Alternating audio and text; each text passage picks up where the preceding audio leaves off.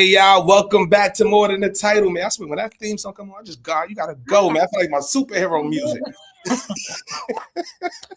You know what it is, y'all. Welcome back to More Than the Title, episode 264, y'all. We have been working. Thank you guys for all the support. Thank you for everybody tuning in across all the platforms, Twitch, LinkedIn, Instagram, TikTok, 200,000 views this week alone. Thank you to everybody who supported the show. It's very difficult to do this, and that's what the monologue for today is going to be. Dedication, y'all. And you know what I'm going to hone in on? On the dead part. You know why? Because you got to be dead ass about your dreams. And you're going to reach a couple dead ends. But you know what? Dedication is when nobody's watching. You're going to get up and still follow it. When you got 2 views, when you got 10 views, when people who are around you are not supporting, when your girl just left, your man just left, whatever the case may be, when that hard time hits, are you still going to be dedicated? Because the mission is always the mission. And as long as you keep that first and keep your heart in the right place, that dedication is what breeds success. And that's what we're going to preach on this show all day, every day. And our guest today is going to preach the same thing, and we're going to have a great time. So with that being said, let's make this thing happen. Let's start the show. I'm gonna give you a little more before I give this queen the introduction. First of all, I've seen her at least 2-3 events that we've been at, right? And she's always on stage. She's always moving and shaking. Been following her for quite some time. The work that she's doing is truly amazing, right? Because we talk about access. That's what she does for a living, is create access for people that look like us to get in them rooms. So for Black History Month, that's what we're going to celebrate. We're going to celebrate people putting in the work, people who are dedicated. And she's out here moving and shaking, y'all. So straight up, she's the head of strategic partnerships and DEI at the One Club for Creative. She's leading major conferences and career fairs across New York, Atlanta, Toronto, LA, and creating global programs that open doors and create real access. She's an NYU trained lawyer, but moves with cultural intelligence and purpose. Her voice and leadership been featured in, here it is, the New York Times, Ad Age. She's spoken on global stages like Cannes Lion. She's an ad color leader, a Council of the Urban Professionals Fellow, and a proud member of Alpha Kappa Alpha Sorority. So you guys have seen her on the boardrooms. You guys have seen her in the conferences. You definitely seen her on the stage. I definitely see her on the stage. Let's introduce my sis, Adrienne L. Lucas, y'all. Let's get it. Hey, everybody. Thank you for that introduction. I just love you out here putting in the work. So I appreciate everything you do. Straight up, thanks for making time. Thank you for having me. It's always a joy to be in community with people, real people who get it. So thank you. Now, of course, it's love. So, by the end of this episode, what I want people to know is who you are, what the mindset, what everything that took to get to where you are today, what's on the future. So let's start from the beginning, sis. Tell me about growing up, some early influences. Wow, early influences. Well, I'm first generation American. I feel like I have to start with that. So both of my parents are from Sierra Leone, West Africa. I was born in Brooklyn, raised in Queens, and I definitely had the West African influence and then the influence of growing up in a predominantly Caribbean part of Queens, New York. My parents were very strict. So it was like academics, everybody in this house, y'all gonna be a doctor, you're gonna be a lawyer. Y'all heard about this before. This is no surprise. So I always had creative ambitions, but pushed them to the side because I did feel this need to be a doctor or a lawyer. So that took me to NYU, where I went to law school. And when I graduated, I ended up working in higher education for a little bit. I'm going to zoom past all this. Worked in higher education for a little bit. That landed me in New Haven, Connecticut, where I was working at Yale Law School. And as a New York native, I loved some parts of New Haven, but I was like, it's too small of a city. I miss the big city life. You need the fast pace. I needed a faster pace, but I met some amazing people there. And then the first job I got back in New York was at a law firm doing global D&I work. And so worked there. And then I was like, I like doing D&I work, but this environment is a little too stiff for me. I'm not fully using all of my talents and gifts. And so I was like, if I can combine creativity with this D&I social justice interest that I have, I might be onto something. And message. Yeah, that is hilarious. And, that proved to be true. You got to follow your heart. You got to follow that inkling, that voice.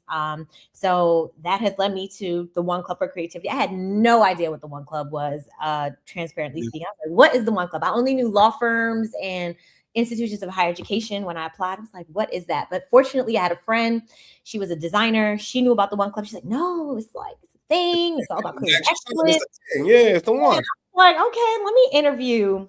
I interviewed. I was there. I was all stiff, coming from a law firm, coming from working at Yale Law School, and I went with my suit. I had my resume holder, and I was all, "Hi, I'm Adrienne Lucas. It's so nice to meet you." The CEO, this man was wearing some Yeezys. He had a T-shirt on, and he's like, "Yeah, what up, man?" And I was just like, because I've never been in a space like that. All the space. Resume holder is nuts. I ain't gonna hold you. That's why I'm picking up. And he's like a 60-year-old white man with gray hair. It was just, I was literally like, what is happening here? This is brand new for me. I was never in a space like that before where it was work, but people were in jeans and T-shirts, chilling on couches with their laptops doing work. And I was like, whatever this is, where you are actually doing work and making things happen, but without the pomp and circumstance that sometimes the extreme corporate white shoe law firms and, Ivy institutions have. I was like, sign me up for this. And they were like, yeah, absolutely not. They're like, we don't think you're a good fit. You're a lawyer by training. Like, why would you want to work here? And I was like, no, I'm a creative at heart, but nothing in my resume said that. Nothing, because I was not showing that part of myself. You know what I mean? I only showed one side of myself, so they didn't know. So I was like, all right, I'm from Queens. I'm resilient. So I was like, okay, I'm gonna get me this job. Let me tell you. So I went and I created a whole deck, and I leaned on friends that I had across the country. A friend of mine in Detroit, friends in Atlanta, and I was like, all right, I'm gonna get a job at this creative organization, and I want to show them like the vision that I have, the network that I have, and the events that I could do for them if they hired me. And so I was able to pinpoint actual places in these cities, actual people that could be on these panels. And I was like, think bigger, and created this whole deck, sent it to them.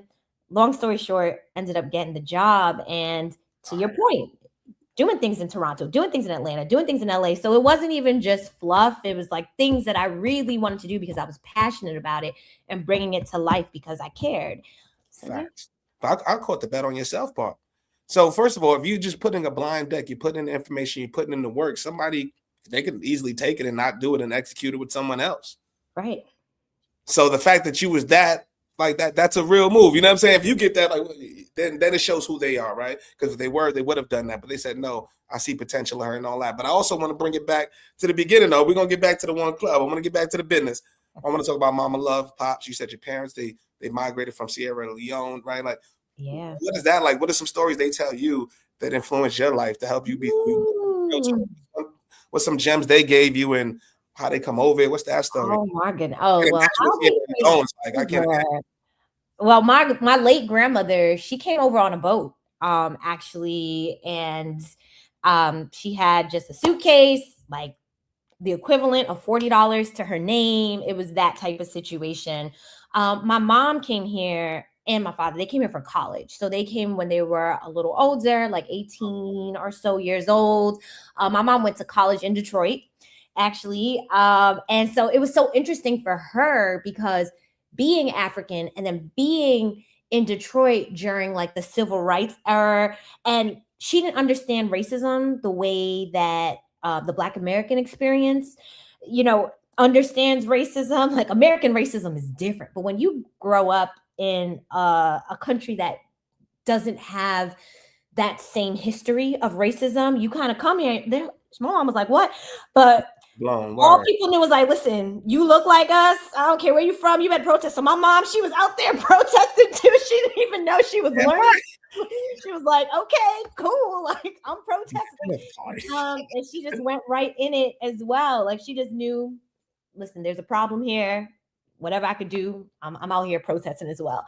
And so she, especially, like, I was pretty much mostly raised by my mother. So she pretty much taught my two sisters and I to be very resilient, that academics was the way out. And even when she tried to push me away from the creative industry, it wasn't with any type of malice. It was because all she saw as a pathway to success were people that were doctors, people that were lawyers, especially for people of color. Whenever she saw like a Black person who was successful, had money, those were the routes they took. So she's like, listen, we can't take no risk on doing other things. Just do what we know. And that is what drives me so much with the work that I do, because I think the people that go the hardest in their jobs are the people that are intrinsically tied to the work they do. You're not doing it just because, like, I don't do this for the money. I don't do this I do this because I see a young Adrienne in a lot of the students and young professionals that I work with, because the thing is, if my mom knew that you could be a creative director and make six figures, she might have changed her mind. If she knew personally someone who worked in advertising, who had a good career and was traveling all over the world, she may have had a different idea of it. So when I work on programs like Where Are the Black People, that's either free or like $25 for someone to participate in. When we do these events in LA, Atlanta, it's usually free or very low cost, because it's about access. It's about showing someone what you can be. And, you know, we were talking about Adrienne Smith briefly. She always said, if you could see it, you could be it. And it's real, because how could you ever expect someone to aspire to own their own agency or run their own campaign, working on these multi-million-dollar campaigns, things that end up on the Super Bowl, if they don't have anybody that they have access to who can tell them you can do this? Right? We are surrounded by people who are constantly telling us otherwise. So that's what drives the work that I do. That's why I care so much. I love it. And that's a lot of the stuff that we do too. I ain't gonna hold you, because a lot of people from first of all, from our community, from the hood, we shape culture. And I just want people to understand that these skills that we have are interchangeable. They're transferable skills that can go right into these networks, right into these corporations. But we don't see it. How many of them do we know? So they don't know it's possible. If you're sitting there writing graffiti, you can make an ad. You go past the Burger King or Popeyes, there's what outside the door? A poster. Somebody had to create that poster. Somebody had to create that, the copy on top of it. Somebody had to come up with that line. We talked about the Dr. Pepper, the Black Queen, 4 million from Dr. Pepper in her crib. So what are we talking about? But we have to get that message out there. We got to really believe it. But then when you get in there, it's a different game too. And that's the game we're not taught either. You know, shit. Oh my God. Message. Look, I gotta get myself one. I'm that self. I did that. Yo, come on. So you talking about, like, so who were some early mentors for you? I'm just curious. Like, what are some early game you got? You know what I mean? To help play, you know, what we call the game. Yeah. So I was in a program called the Emma Bowen Foundation for Minorities in Media. Have you ever heard of it? No, I'm just you nodded. I was like, you know about Emma Bowen? No, I'm just like, I'm taking it in. Emma Bowen. I'm like, what?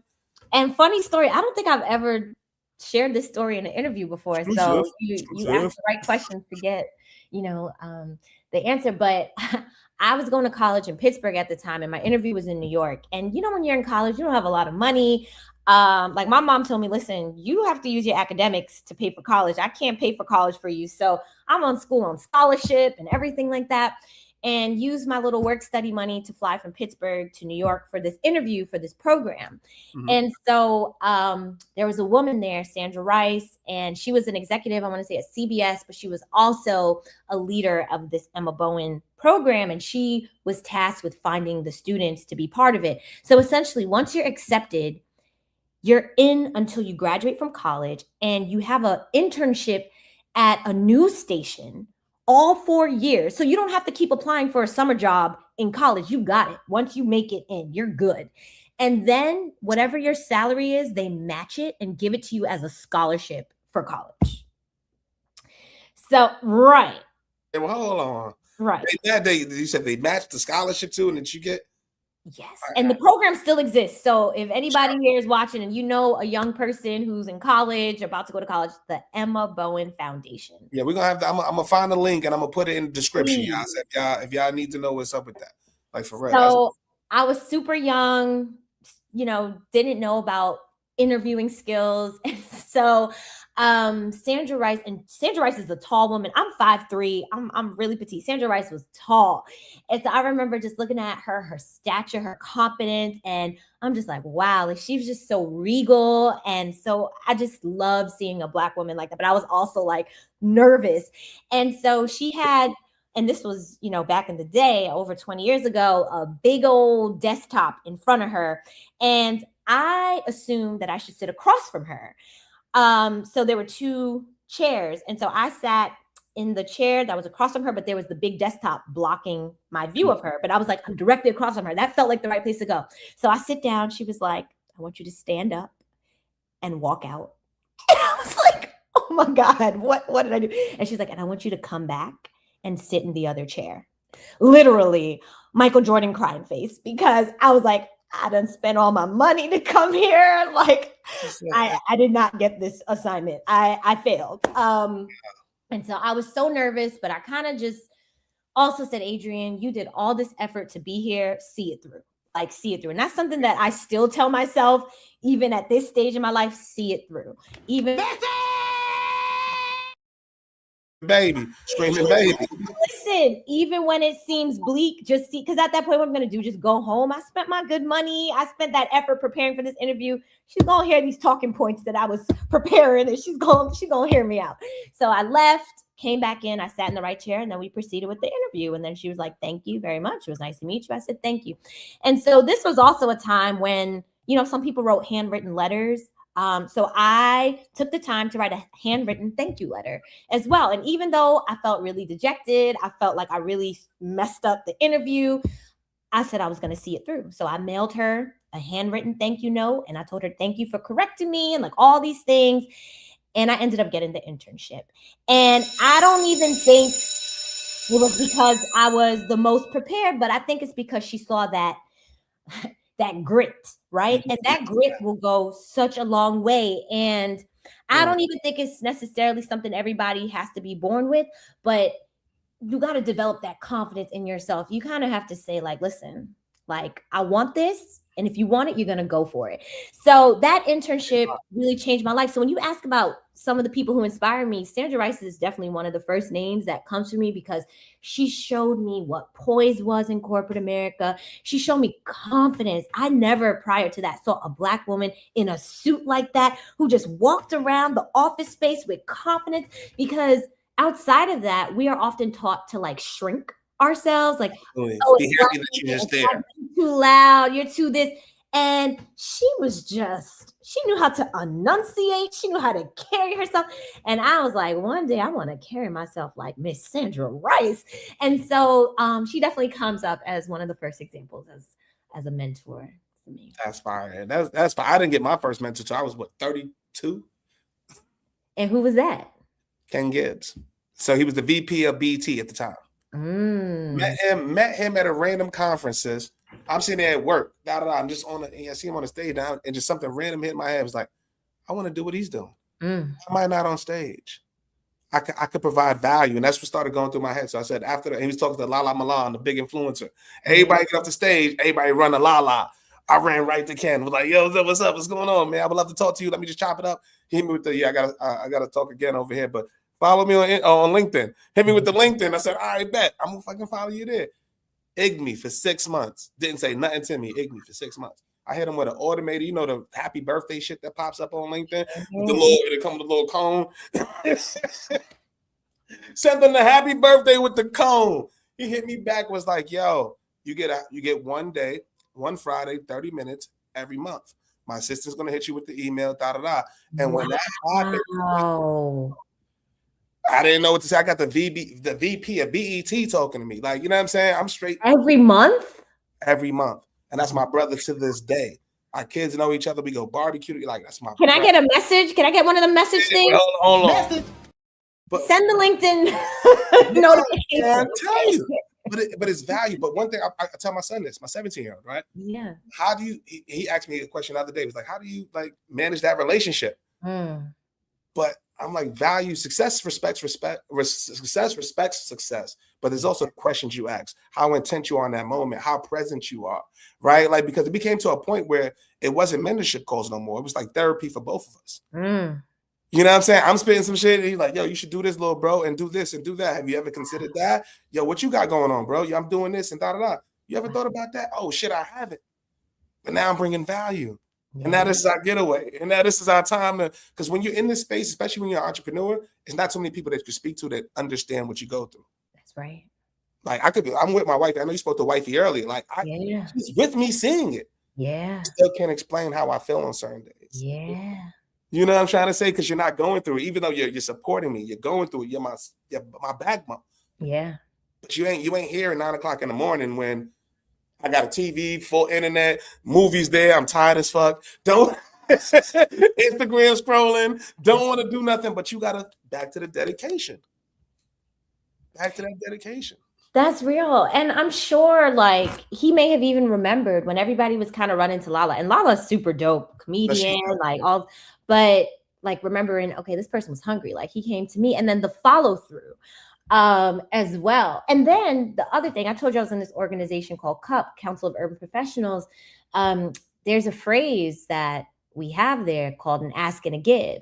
And so when you join, one of the leaders of CUP, like I remember I was just in the elevator. He was like, what's your ask? What's your give? And I was like, oh shoot. Like, oh.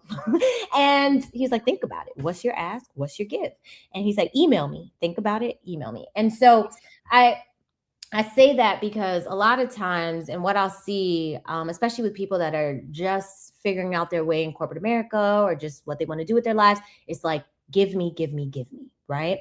And I think that what goes a long way is also, hey, here's what I can offer you. Because also don't sell yourself short. Like you may be really well equipped with social media. You may give the person advice on how to make a TikTok.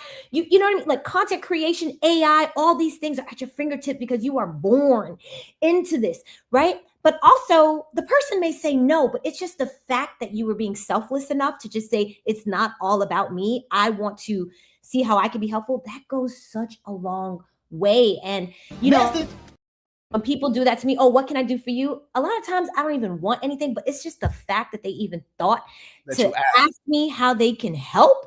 I'm just like, see, this is someone I want to invest more time in because that was so selfless of you, you know? Yeah, so.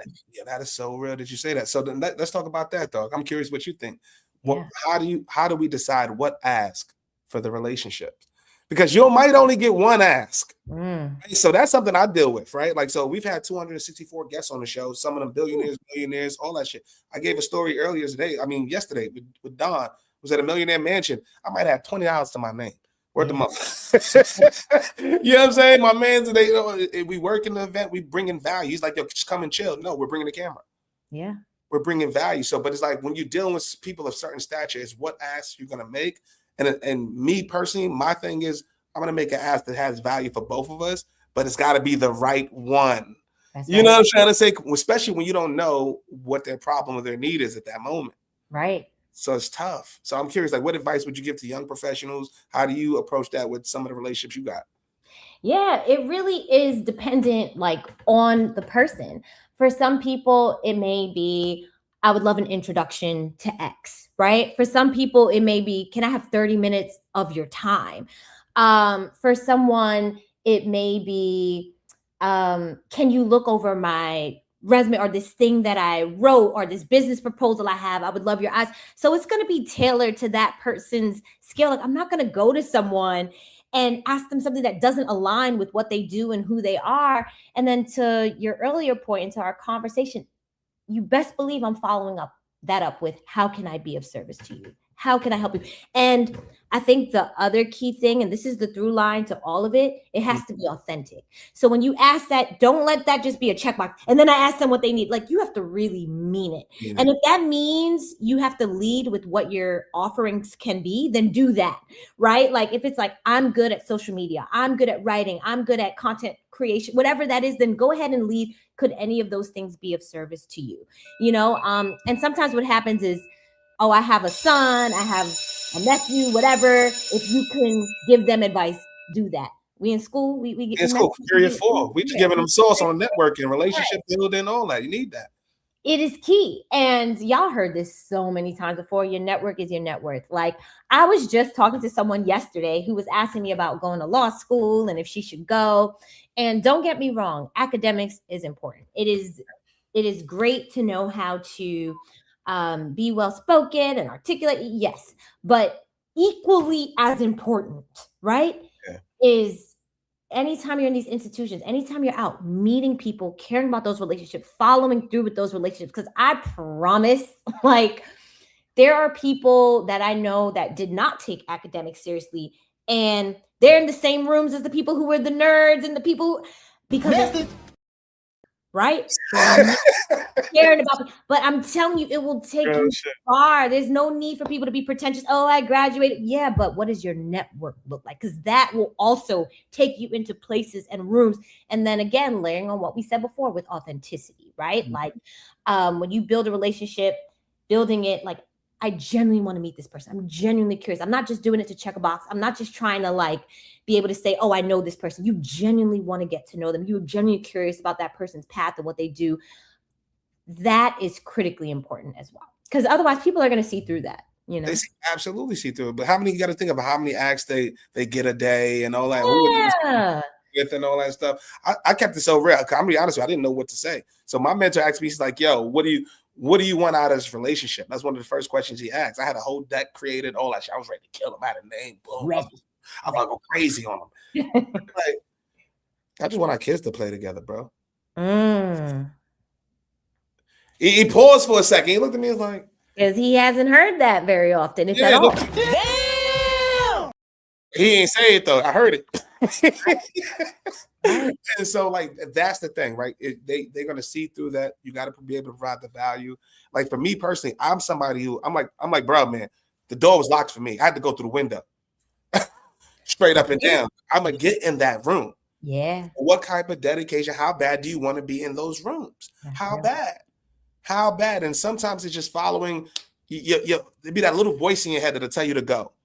And it's going to be a split-second decision where it's either I'm going to go and say F it and go for it or not. And I want more people to listen to that. That's true.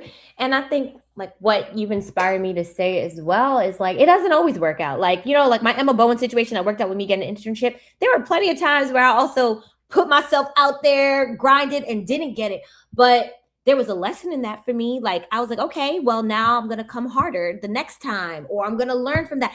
And it also gives you like a thicker skin, a resilience, because the more successful you're going to become, the greater the wealth in the rooms are and all the stuff.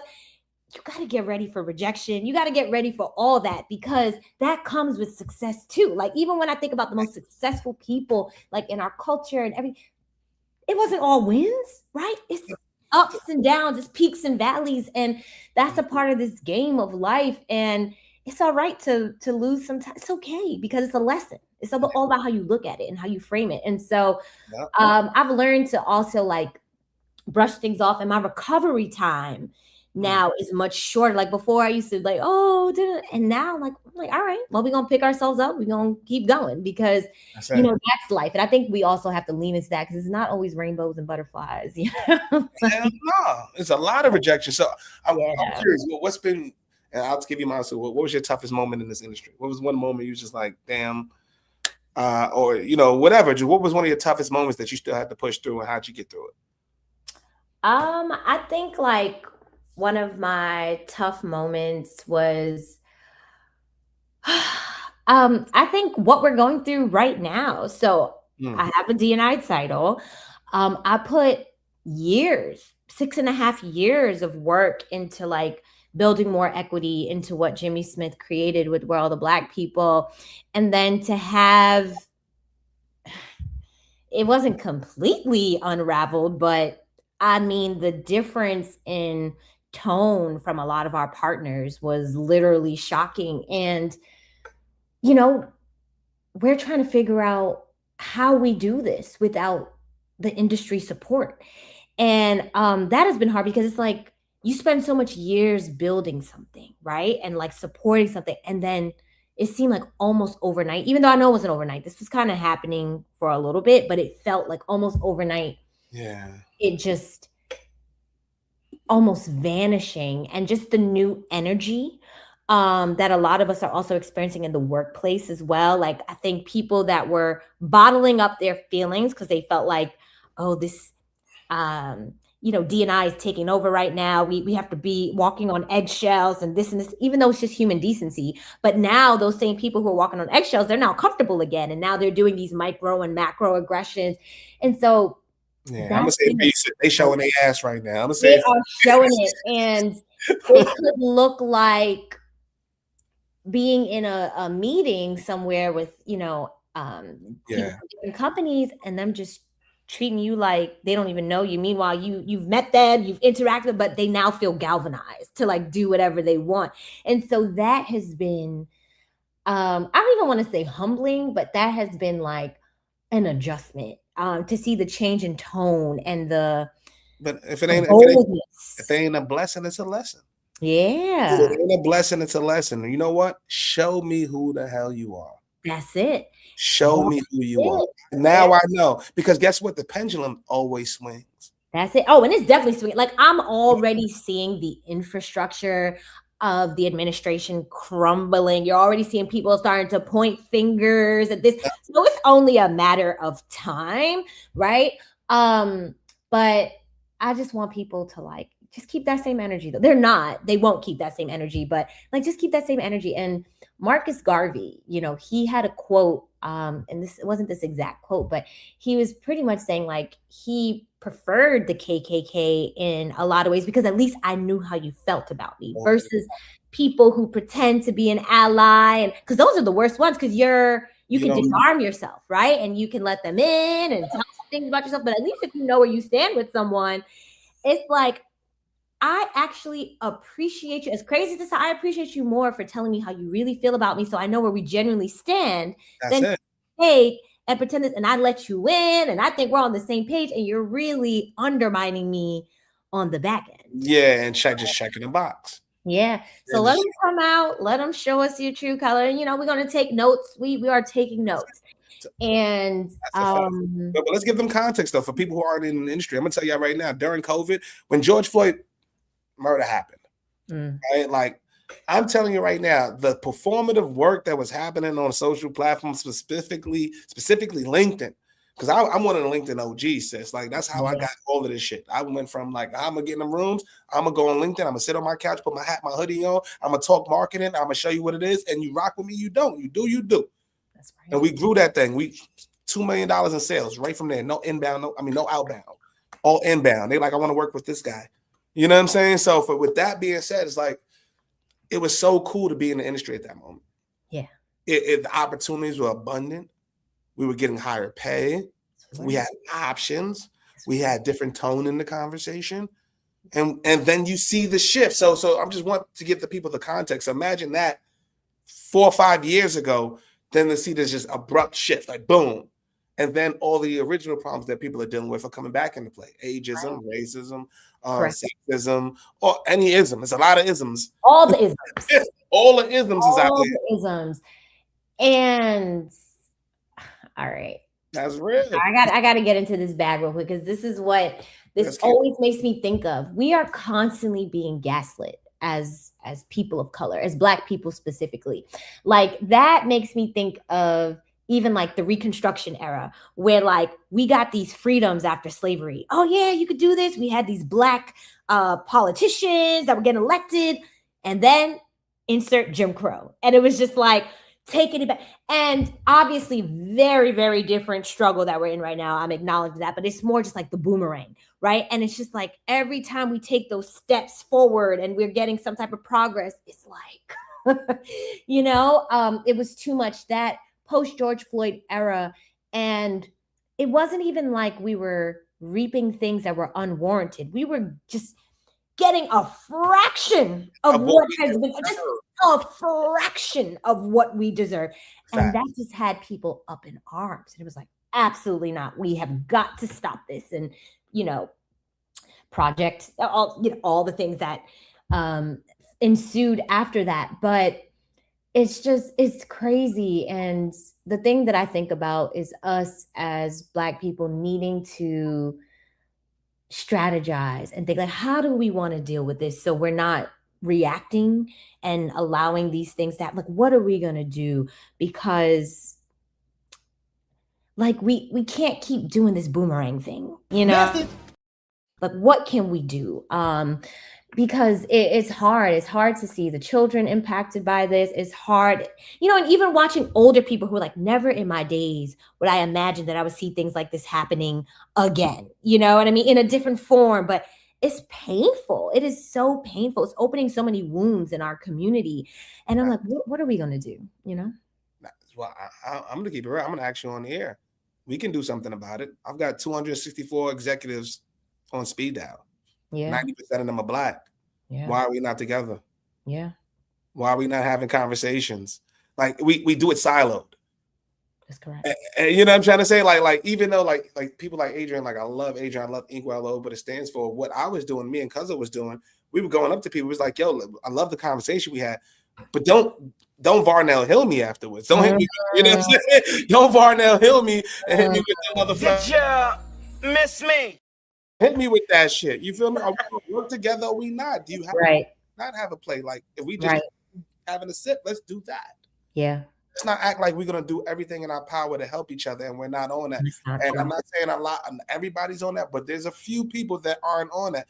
And I understand because when you get to a certain level of your success, when you're the head of this, it's a lot of pressure, and I get it, but we have to be doing more to help each other and create more access. You're just gonna be what happens when something happens to you? We have to. And I think it's the whole, oh, I'm the only Black ECD. I'm the only Black this, so I have to maintain this. And I understand that line of reasoning, but also if we keep doing what we've done before, then we're going to keep having these cycles. And it has come to a point where this is so extreme for what's occurring right now to be happening in 2026 that it's like, we have got to do something. And like you said earlier, you talked about like how creativity comes out of our neighborhoods, like all this stuff. And then it gets rebranded from ghetto to like, oh, it's creative. Oh, it's visionary. How do we take more ownership over our things? Like these are just the conversations that I want us to have. So when we are gathering, there's so many conferences that I feel like happen. And then we kind of like, to your point, we walk away. There's no after item, which is why like even with the conference that I organized where all the Black people, we had a session called The Silent Exit about at the time the 300,000, now even more Black women who were removed or left corporate America. And my ask of the panelists, I said, please, let's not just do another conversation where we're talking at people. I was like, I want to see a whiteboard or I want to see something on a screen with resources and tools. And I had people email after like, that was the most powerful panel, because it's about action, right? And it doesn't mean we have to solve all of the world's problems, but it could just be one step where it's just like, okay, anytime we gather, there should be an action item. There should be a takeaway, something, because a lot of it is just talking at people and then followed by a Q&A and then everybody go, no, action steps. Like what can you do tomorrow to change even this much, right? What can we do to be more unified? Everything. Screaming baby, you was going on. Little baby in the crib. That's it. But it's being selfless and not selfish. So I told you earlier, we did 4 panels in 5 days. You know what our 4th panel was? We had the CEO of Versus come on. Starts with Steve. Come on. Wow. CEO of Versus come on the stage 9 o'clock in the morning, right after Timberland did an entire set of Inkwell.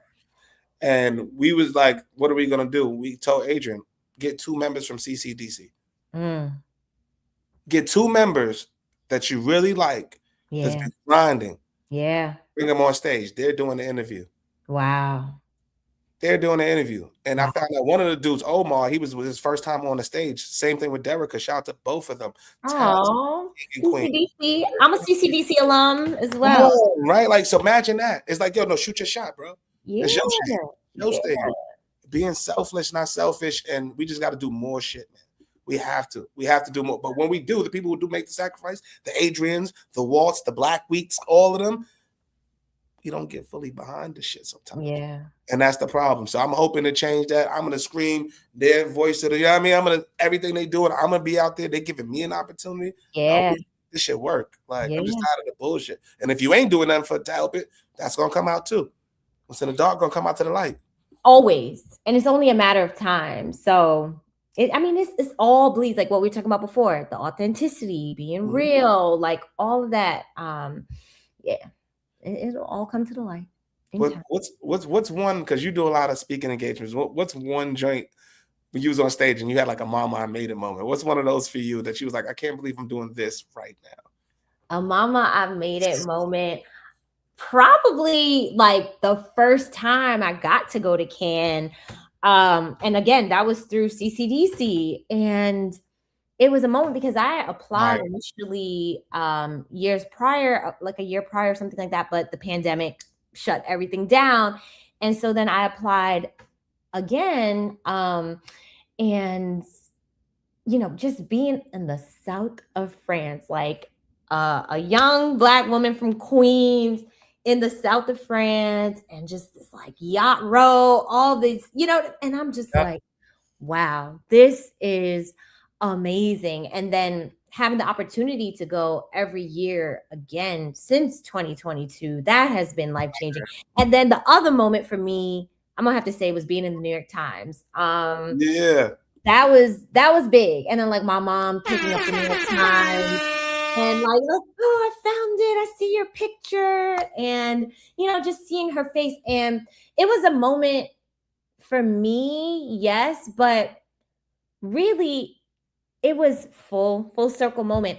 Seeing her face and seeing like my daughter, she works in the creative industry, but she made it into this New York Times, article, and she didn't have to be a lawyer. She didn't have to be a doctor to do it. She did it through other means. And for me, it's always about like showing all the ways, because I do believe that we all have a gift. We all have a talent. Some people never find it. And I pray that everyone finds what their gifts or talents are. But if we're all kind of siloed into these, everybody be a teacher, everybody be a lawyer, everybody be a this, so many gifts that could be out into the world and make these amazing contributions will never go untapped. And so I'm like, if we could just have the opportunity to find out what we're really good at, and ideally at a younger age, right? If possible, like where schools have these programs where kids could really like do exploratory things. Do you have the gifts for the arts? Do you have a gift for technology, whatever it is, and let people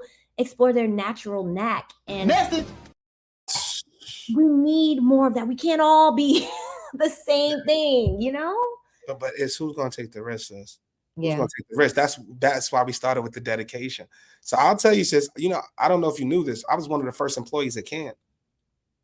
I worked for Cannes. I'm the only person in the Bronx who ever worked for Cannes. Promise you that. Promise you that.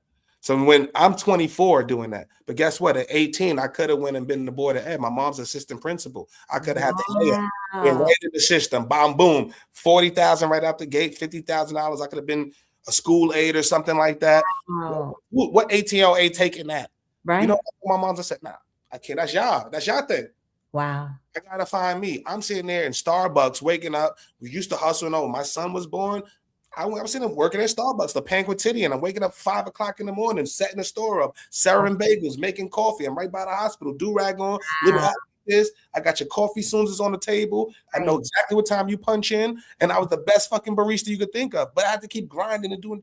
I was a BBQ, smelling like ribs. Smelling like ribs and cornbread. I remember the Texas sausage.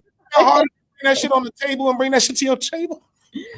Oh my God, BBQs used to be the spot. Did all selling mixtapes in the apron, doing all of that, and then got mixtapes in the apron. That's a visual. They call me Numbers and Dubs. I used to be in there. Fordham Road. They closed down. Shout out to Fordham. Y'all know I was out there. But going from that to that. Wow. Is all I'm saying. Like, you know what I'm trying to say? Like, how you serving BBQs that smell like ribs? I know some waiters that are still there now that was there when I was there. So it's the bet on yourself. It's the bet on yourself. It's gonna look ugly. You don't know, but do you really believe? Do you really have faith? That's when shit opens up. That's real. Risk that shit. That's real. That's real. Do you feel like someone inspired you to be that way, or was that in you, like innate in you? That's a great question, sis. I think it was just in me. Okay. I just always wanted to be, regardless of what it was, I was always good at something. Like basketball, I had scholarships to St. Raymond's. When I pivoted to do music, I'm getting awards. When I pivoted to something, when I put my all into something, there's no stopping it. That's why I can't stop this. Okay. You know what I'm trying to say? Like I've always felt I'm going to be different. I told the story a bunch of times. I'll tell you the cliff notes. When I was working at those places, I used to get off the 6 train, look at every single building, and be like, "What is the story?" Wow. There's somebody that mama's, passing away. Somebody got a sick family. It's not going to be on News 12. Somebody did this. It's not going to be that. Like, who's telling the stories from my community, right? When I was growing up, I only saw one star in my hood. It was my man from N1, High Octane. Shout out to my brother. To see him on TV, I'm like, holy shit, it's possible. And Sporty Deeps did no pigeons in front of my mama crib. Wow. But other than that, what other successful people are successful to have a job? Yeah, it's my mom, and if she's assistant principal, she's the anomaly. Yeah. I mean, I got both parents. I'm the only friend that got both parents. Wow. You know what I'm trying to say? So it's like you see all of these things and it kind of meshes and it makes who you are. But I knew I had to do something. I knew I had to be the one to get my family out the hood. I knew I ain't there yet, but I know I am. Yeah. Stopping until it happens. So it just is what it is. Okay. So how'd you get the job at Cannes? You want to be real? I was doing sales for 3 years, and then out of nowhere, I was doing sales for 3 years, was doing top performer there. They had 3 CEOs changes in 6 months. So you know how that is with the transition period. Do this. Now, no, don't do that. Do this now. And I'm the top seller. I'm putting lights on this shit. I got a call. I got a random email from Cannes. I thought it was the film festival. Wow. I thought it was the film festival. I didn't know about advertising. I'm selling ads, but I don't know about the industry. Wow. I took a blind leap of faith. They was paying me $20,000 more than I was currently getting. Wow. And I just said, fuck it. And the CEO of the company at that time called me. He's like, yo, I'll triple it, double it. I said, nah, I got to do it. But also the fact that he could have tripled your salary all that time, but didn't until. Message. Called my mama's house. Spoke to my mama. Where's Jared? I'm sitting in the studio writing a rap. I'm sitting there smacked and shit. I'm like, oh no, I can't speak to him. Right. I'm in the studio writing raps. Word the mother. And that's why you should always show that competing job offer to your current employer, because always test your value. Always test your value. I ain't bring a diamond, but they believe they're going to send me to France. And right after training, I'm going to France. I'm going to London. So wait, you were going to the south of France in your 20s? Absolutely. 23, 24. I didn't go to Cannes, but I was going to London. I didn't make it to Cannes. I made it to Cannes as an entrepreneur last year. Wow. So that was the full circle moment for me. And we had Simon on. We had the CEO on. Simon been on the show. Wow. So like, it's just, and Simon wasn't a CEO at the time. He was like in my role. He was doing the missions. He was reviewing all of the work and doing all of that stuff. But he was in the back room. You would never see him. But I would always ask him, like, hey, you need a coffee? You good, man? What's going on? What you getting for lunch, bro? You brought yours? All right, cool. I'm going outside. I'll holler at you. Wow. You know what I'm saying? That's crazy. Just not knowing who. Just being good. That's crazy. That's the real. So do you feel the same way? What about you? You know what I'm saying? Because I know you are you the only person in your family in this industry? So in my immediate family, yes, because like one of my sisters, she has a CFO background. She's a chief of staff right now at an impact investing organization, and my other sister's a lawyer. So I told you. Good stock. My upbringing was strict before I could go outside. And it was crazy. Just last weekend, I jumped double dutch for the first time since I was like a teenager at a block party. Because now I'm in LA. We didn't talk about that here. But yes, I moved from New York to LA a couple months ago. And I'm still in shock that it's 70 degrees in February. I'm like, what? What kind of craziness is this? But I'll take it. But before we could go outside and play, my mother would go to the teacher's store, like the Scholastic bookstore, extra math books, extra reading books, and all these materials, and be like, you cannot go outside until you do all these things. So it was just that type of upbringing where I think I was raised to always, like take pride in I would say like academics, but I think it was in me to always be passionate about something. Like I'm someone who's driven on by passion. Like I will be day and night working on a project that I care nothing about versus I will stay up till 5 in the morning, 6, whatever. Like I will not sleep for days if I don't have to, if it's something I really care about, because I'm like, I have to see it through. And that's why I have to always make sure I do a check with myself. Whenever I work on a project, whenever I work with a potential partner, like anything that I work on, I'm like, if I can find a way to make it align with things I'm passionate about, I can. It doesn't always work that way, but I try my best to do that because that's when I give the best version of myself. And I always want to try to give like the best version of myself. You know? Message. When you're speaking about the best version of yourself, what's one thing that you're incredibly proud of that you've accomplished in your career?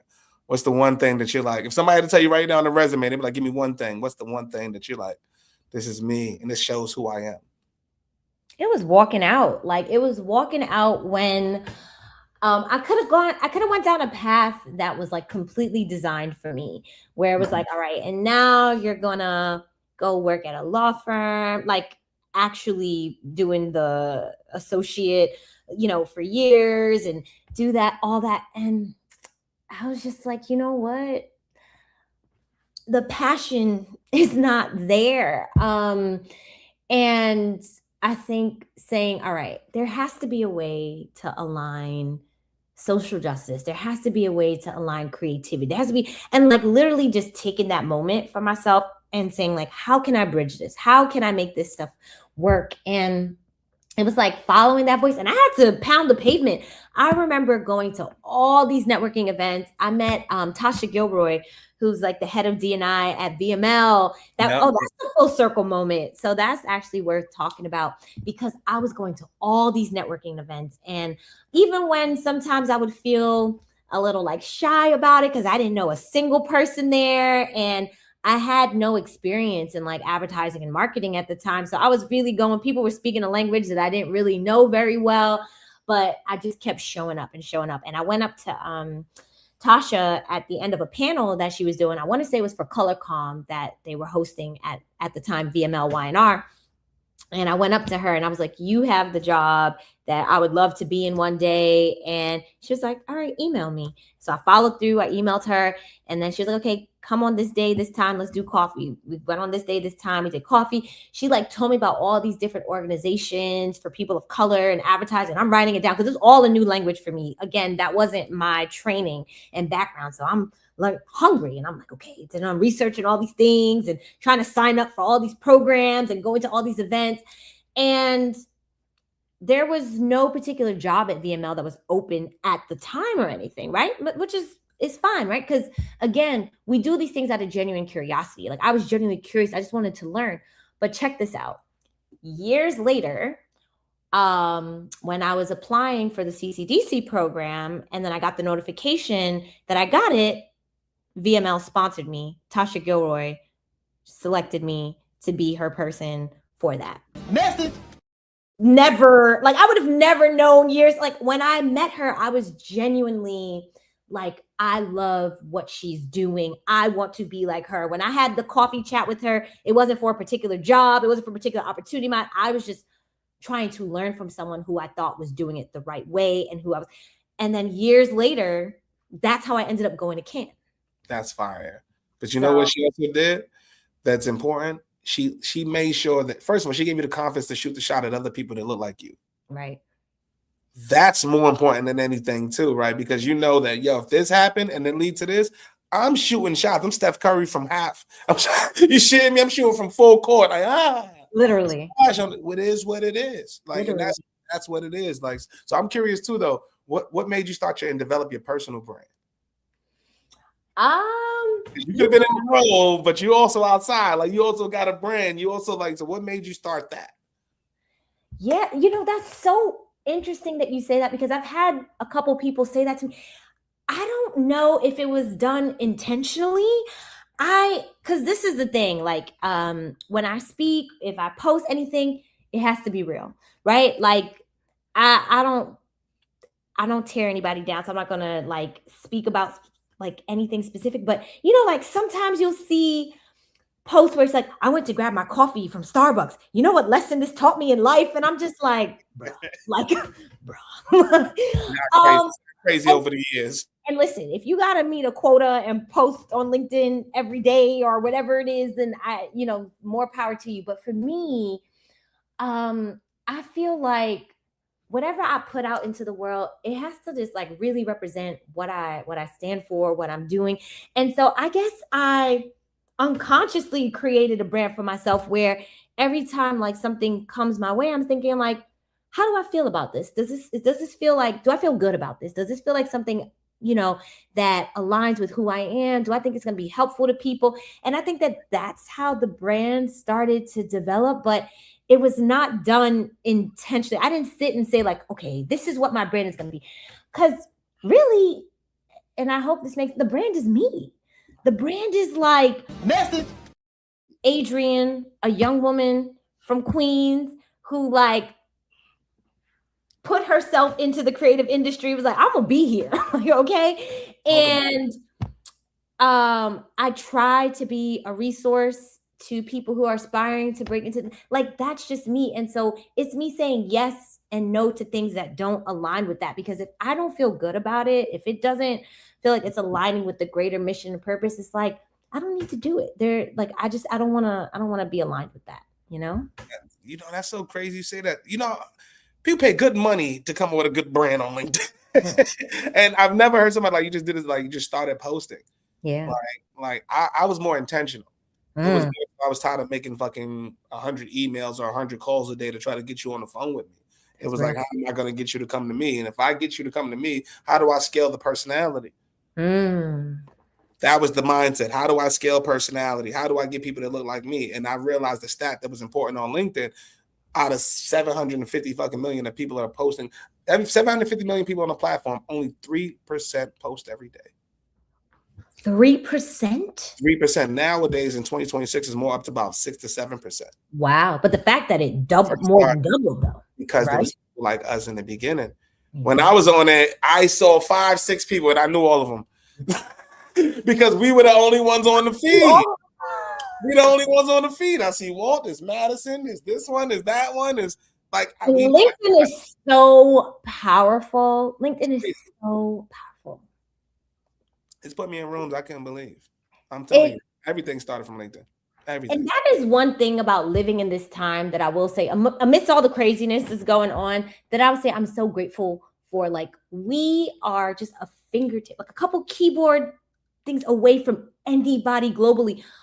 Interesting story. So I was in Cannes last year, and it was the tail end of Cannes. A lot of people leave Friday, Saturday. So this was around then when a creative reached out to me and was just like, hey, would love to chat. I see like the work that you're doing for Black creatives, and we're out in Brazil, and we just want to chat. And I was like, I'm not there anymore. I left. I was like, but Zoom, we have Zoom.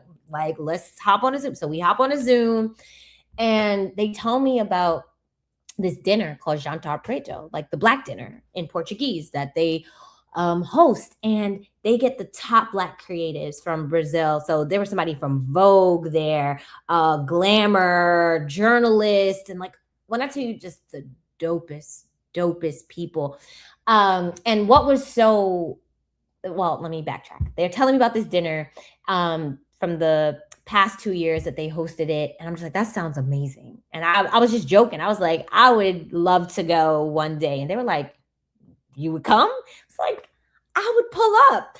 So they were like, okay, come through. So the dinner was in Sao Paulo. It happened in November. So I flew to Sao Paulo to go to this dinner. And what was so amazing about the experience is that it wasn't American centered. So like, I do feel like a lot of culture is very American centered, even when you go to other places.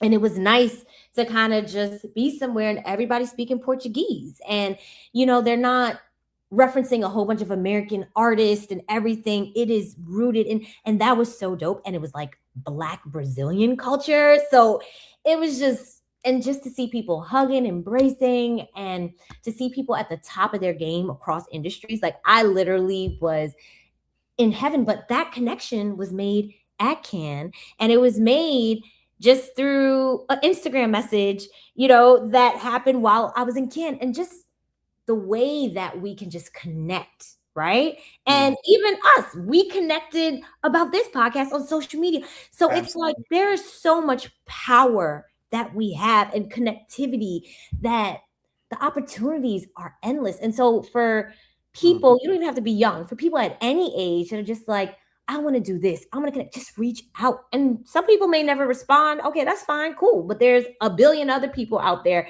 You know what I mean? Just do it. And that's what excites me so much about whatever the future holds. The fact that like so much is at our fingertips. Like I love that. Message. When you were saying that the Sao Paulo, I was beautiful. I just saw the video and shit. Oh man, Sao Paulo was amazing. But then I went to Bahia afterwards. I had to go to Bahia. What is that? I never heard of it. So Bahia is like the capital of Afro-Brazilian culture, right? So Sao Paulo is more like the city center, right? It's kind of like being in their Manhattan. Exactly. Yep. Bahia is a part of a state called Salvador, and it's just like it feels like the Caribbean, right? Like when you're there, very lush, a lot of like cafes, people playing music in the street, and lots of literally making mojitos and like caprainas in the street, and just like it was amazing. And you saw the African roots there, like the remnants of like African traditions being built in. And then I went to a museum out there and they showed like the parallels between like American slavery and, you know, how some people may have been separated. So some people may have been brought to Brazil, but some people were brought to the United States. So, you know, we're all cousins. We're all like interrelated, very similar experiences, just growing up in different parts of the world. So all of that, I just never stopped learning, right? And traveling is one of the ways where it just almost feels out of body sometimes, where you just go somewhere, you're just like immersed in another culture and getting all these experiences. And so, yeah, it was just dope. And just the social media exchange led to that. So Can is different. I'll give you one crazy Can story. Give me a Can story. With Mark Pritchard. Yes. P&G. With P&G. So I'm with wifey. We're having dinner with Steve Famone, the CEO, versus. So we're trying to we're having a dinner before the joint. We chilling and I ain't gonna hold you. There's a lot of stuff, a lot of shit going on. So I'm sitting there in the middle of somewhere. Yeah. I ain't gonna hold you. I'm like smoking my vape. So I'm sitting there, me and wifey waiting for the team to come through. I'm smoking the vape. On the side of my eye, I see him. He's across the street walking up with like one of his co-workers or somebody like that. And I'm like, yo, baby, holy shit, that's Mark Pritchard. Who? My baby, I'm like, baby, that fucking Mark Pritchard. Who? I'm like, baby, no. I'm like, yeah, fucking going. I just went, literally, through that booth, went over there. He must have thought I was about to rob him. I swear to mother. I cannot. I'm giving it though. It was a little aggressive. I walked I'm pacing. I'm like going mad quick. Like New York pace in France. New York, you know, like we about to fight pace. Literally, people are like, slow down. I'm like, yeah. But I said, excuse me, Mark Pritchard. He turned around slow and was like, yes. Hey, how are you? Wow. Look, yeah, I'm a fan. My name is Jared. I've been on LinkedIn, worked at Can. Really appreciate your work. I've been studying your work since you've been in the archive, X, Y, and Z. I also know Eric Austin, who's your VP. I also know Derek Jones, who's your COO. They've been on my show. They've hit them with that shit. Took a picture together, yo. Like that was just one moment for me. It was like, yo, you just never know. I met Speedy Mormon from Complex. Wow. So many people. We met Imani on a side block. Nice. That's how Can is. It's just like all of these people just chilling, walking around.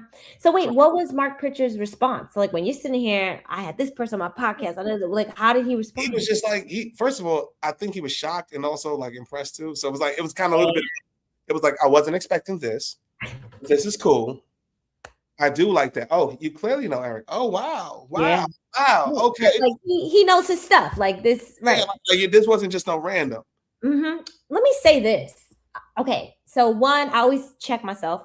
Going to Can is expensive, right? And I want to acknowledge that. I don't want to act like it's not a bag to go, right? Because It's like a $1,400. Maybe it could be $900 flight depending on when you book it. And I'm paid. I got 2 more bills left on that thing.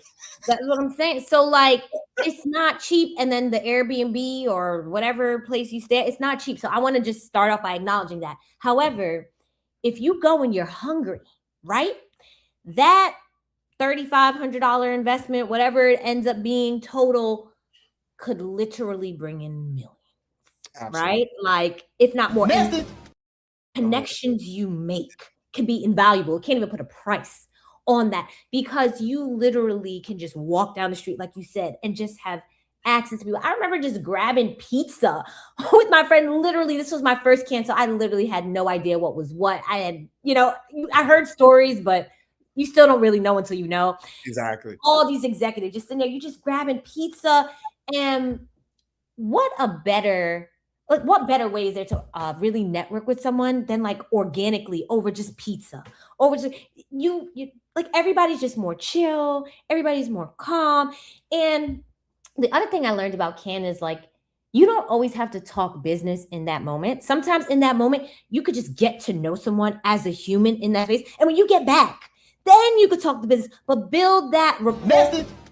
Get to know each other. You don't have to be so, and then make a sale, chill. Create a moment, create a memory. Create a memory, because what's better? Remember when I pitched you this, or remember when we were eating pizza and then that random drunk guy fell in front? I mean, it happened. You didn't have a water. Remember we went back? I remember I lost my wallet. Remember you paid for it? Like, create a memory. You just dropped the bar. Can you give yourself a message? You go. Like, create a moment, create a memory, right? Not a pitch, right? Because the pitch can come later, right? But that bond that you create in that moment, in that space, that's invaluable. It allows you to pitch. It allows you to pitch. The memory allows you to pitch. You need permission to pitch. You need permission to pitch. Coming from a salesperson, that's why I did the LinkedIn. You need permission to pitch. If I'm selling you something that you don't, even if it's something that you need, it's the fact that you didn't think of it and you don't know me and all these other extenuating factors, you're not going to fuck with it. It's so true. It's so true. So I have to do business development as part of my job. I never had to do business development mixed with D&I until my current role, but that's how it works. And I never considered myself a saleswoman. I still will not label myself a saleswoman. I consider myself as like doing the work, and this is all the stuff that comes with the work, right? Because sometimes I feel like if I label myself a saleswoman, then it looks like, oh, I have an agenda. My agenda is doing the work, right? And not a seller, you're a solver. Not a seller, you're a solver. We don't sell, we solve. We solve. That's a bar. We solve. That's all we do. That's a bar. And I really love what you said about permission to pitch, because when I was still getting my feet wet, like being on the solving side, right? Before I knew it was solving, when I was like, okay, I'm a sale, I have to do these sales, I would like lead with the pitch. And over time, like as I started to like get into a flow and a cadence and like start to understand myself and my role better and like building these relationships, I realized that when it was just like, let's just grab coffee and just chat. Tell me about you and genuinely be interested, right? And let me just tell you about who I am. Then it was like, I actually ended up becoming friends with my clients, like legit friends, right? Picking me up from the airport and all these things, level of friends. And then doing business became so easy. Oh, so you were doing that again? All right, so we're just going to repeat? Okay, just send me the invoice. So anyway, then my brother said, and it gets to that level. Message about that permission to pitch is so real. It's so have to have, especially in somewhere like Cannes. Yeah. Especially in somewhere like Cannes. I was trying to create memories and moments all out. So people that I was pitching before, I met Todd Kaplan. He was at Kraft Heinz at the joint. JB Smooth. We saying that same thing. You said getting a pizza. We trying to get in a spot. We ordering a pizza to go back home because you have to have pants. I didn't fucking know you had to pay. I'm in shorts. It's fucking 90 out here. I'm really looking fresh. So what? We pants. They didn't visit the spot. I just came from stage. I just came from the stage. I was trying to get my party. Why do you need pants in what? Hot as it is. Come on now, stop. We said we outside. They said we couldn't get in. Boom, boom. We turn around, me and wifey, we see Dwayne Wade and Gabrielle Union. Yep, I believe it. Sitting there rocking with them. And then we see Sade Muhammad from Time Magazine. I'm like, Sade, that's you, Sade. Wow. Yo, what up, yo? Russell Westbrook walking past, Blake Griffin, Candace Parker, and we just sitting there chill. I told Blake Griffin, I'll dunk on his ass. He thinks it fell out. I'll dunk on your dumb ass. What? I'll ever say that if my knees was right. If my knees was right, shit. You know what? I can't. Oh, see, that's a clip we haven't seen all interview yet. Okay. If my knees was right, shit. Come on, man. But that's hilarious. I do want to tell that before people, I get a lot of questions like, yo, what should I do if I go to Cannes? If I'm gonna make the investment? Be intentional. Absolutely. Be intentional. It's so overwhelming, especially your first time. It's overwhelming. You walk outside of Inkwell, and then you see A-Rod and Jimmy Fallon, and then you see this one, and then you see in that one, everybody's making things happen, and necessarily you don't know how to. It's like double dutch. You don't know how to jump in. You don't know when to interact. You don't know. Good analogy. This, but just go for it though. Like we told A-Rod, I'm like, A-Rod, go, Big Bronx, Big Bronx. I was there. It's like, and do what you can, right? Because if you're going to be there and you're going to be overwhelmed and to the point where you can't be comfortable and be yourself, you're not going to help anything anyway, right? So even if it's like, I'm going to tackle X, Y, and Z activations or meet X, Y, and Z in the morning, X, Y, take a break, maybe grab some lunch by myself, reset, recharge, whatever you need to do that so that you can bring your best foot forward. And then, sometimes having a buddy, right? Like for people who get a little bit of anxiety, having a networking buddy, somebody who's also hungry, ambitious, trying to meet folks as well is also nice because you can kind of tag team and then you're not responsible for holding the entire conversation. Y'all can kind of, bounce off of each other. Exactly. Did we meet and see each other again? I feel like we probably saw each other at Inkwell, like in and out, but Inkwell was crowded. Right? What's going on? We was over there. That shit was lit. I've definitely seen you at so many events, even outside of Cannes. The bigger picture at Black Week as well. I feel like I saw. Black Week was definitely there. Yeah. So we in the groove. So before we end, I know we coming on time since I don't want to hold you up for the night, but tell us about One Club Creative. What are some things that you got coming in the pipeline that we can look out for? How can we support you, sis? Like let us know what's up. Absolutely. So the One Club for Creativity, some of the things that we have going on. So one, we have, of course, Where Are the Black People? That's our annual diversity conference and career fair. That happens around October in New York City. We've done pop-ups around the spring and summertime in Atlanta, LA. So usually summertime, spring. For that, we have One School, and that's a portfolio school for Black talent.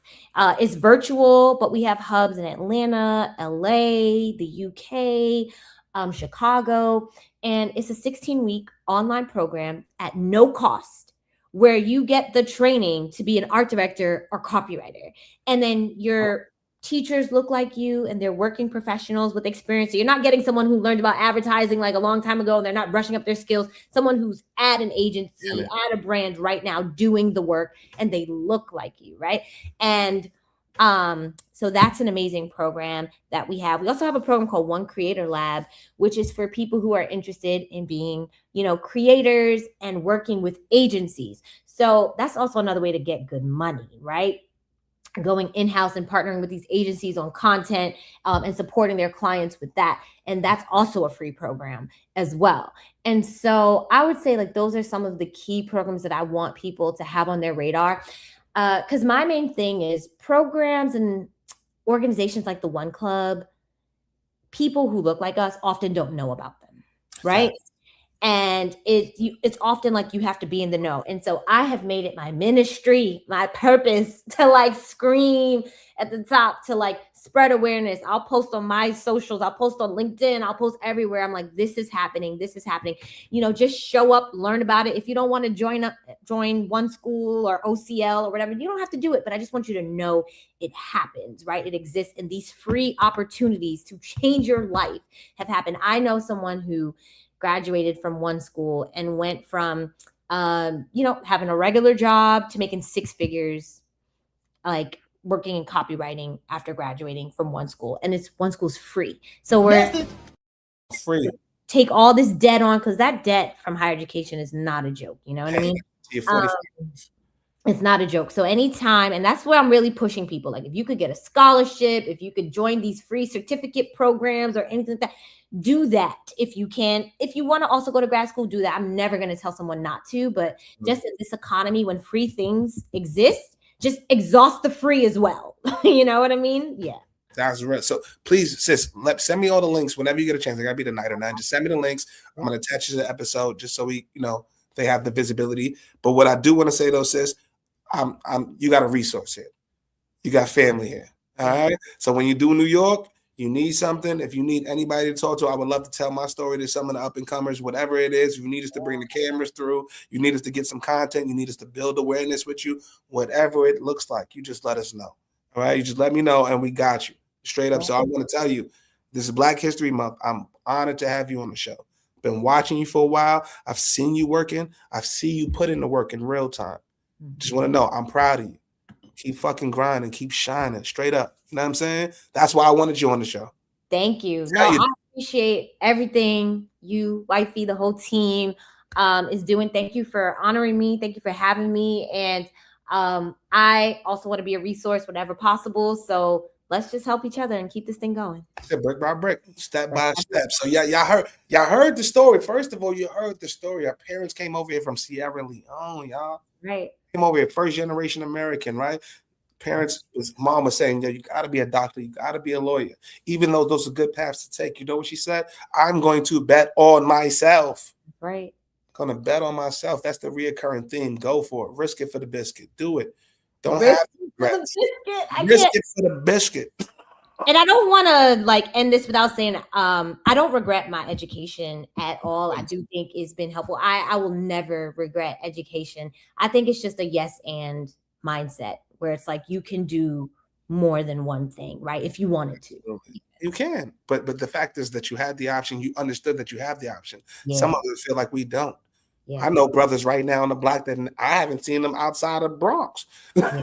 I don't know if they've ever been on a plane. Yeah. That's real. Like just real shit. So it's the fact that we have to know that you had the support system that you had, saw the opportunity, and you went for it. So we're gonna celebrate that every day because there's somebody that did it, and now you're opening doors, and now you're helping other people, and now you're passionate about it because you know what it did for you. That's real. You know what I'm saying? And that's how we keep this cycle going. So with that being said, y'all know what it is. Make sure, first of all, where can I reach out to you? I know we're going to get mad people, but like, yo, where can I reach out to sis? LinkedIn, Adrienne L. Lucas. That's, we've been hyping up LinkedIn this whole time. We need to get LinkedIn sponsors. Some of those. I'm a top voice on LinkedIn. I ain't get it. I'm mad at LinkedIn. I ain't going to go into soliloquy, but I'm mad at LinkedIn. They've had me, other creators come into the building. I love them. They've changed my life. But they bring us in the room and they're like, hey, this is what the algorithm is going to change. What's that? But you're not listening to the creator. You don't even know my story. You're just looking at my numbers. Why did this shit pop? First of all, why am I not working at LinkedIn if I told you I just drove $3 million worth of sales organically? Okay, so we need to have a conversation. This seems who do we speak to? I know people that work at LinkedIn that never been on LinkedIn. All right. We're gonna have to figure this out. We're gonna figure this out. There's opportunity here. There's a lot of opportunity. I just want to, even if it ain't me, I just want people to be like, yo, look, there's a dude from the Bronx. This is what he did. Yo, he saw a pathway. He changed his life. Look at what he's done. I'm talking about his pops on my couch. My son, my 7-year-old ended the show at 5 years old. He's going into school saying, I talked to the CMO of McDonald's.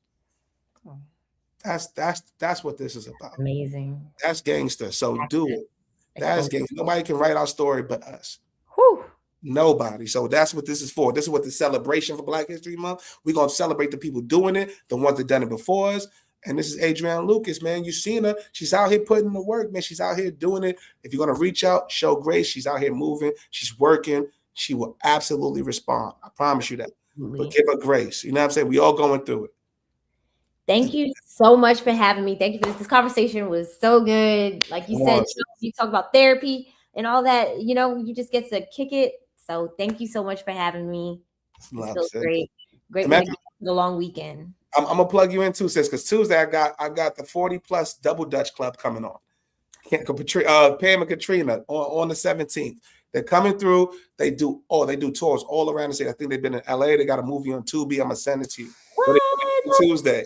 Okay. And then I'm inspired. After I jumped just a little bit for the first time in over 20 years, I'm like, you know what? I think I need to. It's good cardio as well. Like I'm really into health and wellness, and I like to make it fun. I don't want to feel like it's torture. And Double Dutch is like such a great way to have fun while working out. Dude, I'm gonna plug you in. I got you. I promise you. I'm gonna plug you in. Like Auntie's knees ain't good. I could do one session. Listen. Okay. You ever heard of red light therapy? Nah. Look up red light therapy, right? And they use it in some physical therapy places, but it may help your knee feel better.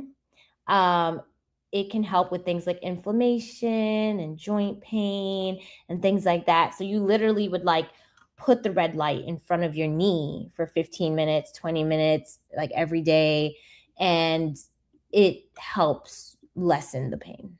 And I can say it does work. So for real, look, and if anybody's watching this, research red light therapy. But when you get to a certain, I'm 38. I'm about to be 38. Everything need a red light. Believe it or not, I'm older than you. I'm older than you, and so you know, like I have my red light. Okay, because things start to fall apart. I the back too. I've been on this couch for 264 episodes. Things start to fall apart after a certain day. But the red light therapy, staying active, that's the big thing. You got to stay active. Like when the knees hurt, I feel like it is important to like still get your 10,000 steps and all those things. Take a break when you have to, but get those steps. I be potting. I'm potting all day.